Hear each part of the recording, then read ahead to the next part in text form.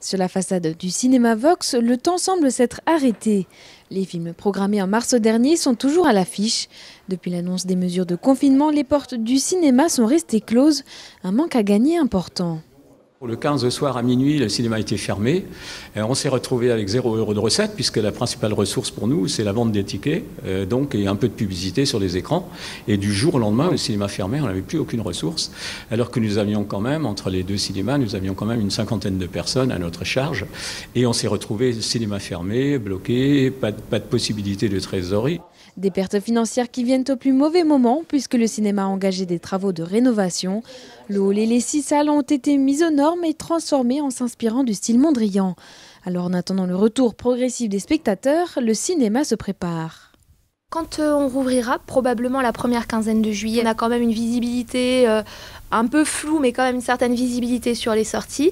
Maintenant, c'est sûr qu'il faudrait que toutes les salles rouvrent en même temps pour que les distributeurs de films au niveau mondial soient suffisamment rassurés et sortent leurs films et ne décalent pas leur sortie à 2021, auquel cas, effectivement, on risque d'avoir un trou. Il y a des choses, bien évidemment, qu'on mettra en place, comme la distanciation sociale, les masques au moins dans le hall, peut-être pas en salle. On va renouveler intégralement l'air aussi dans les salles de cinéma entre les séances et on va mettre en place la réservation au fauteuil sur Internet.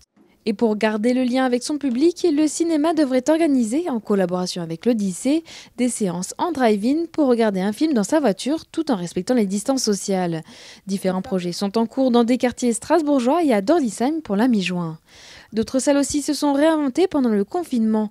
À Bischwiller, le relais culturel La Mac propose habituellement des films art et essai et jeune public.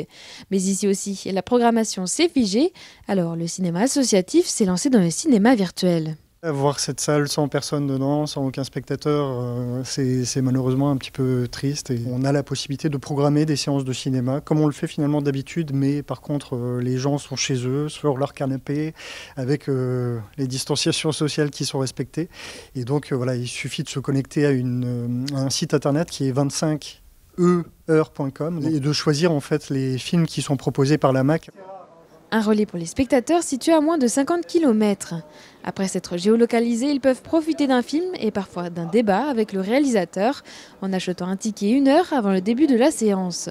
De quoi patienter en attendant la réouverture des salles qui pourrait avoir lieu en juillet prochain.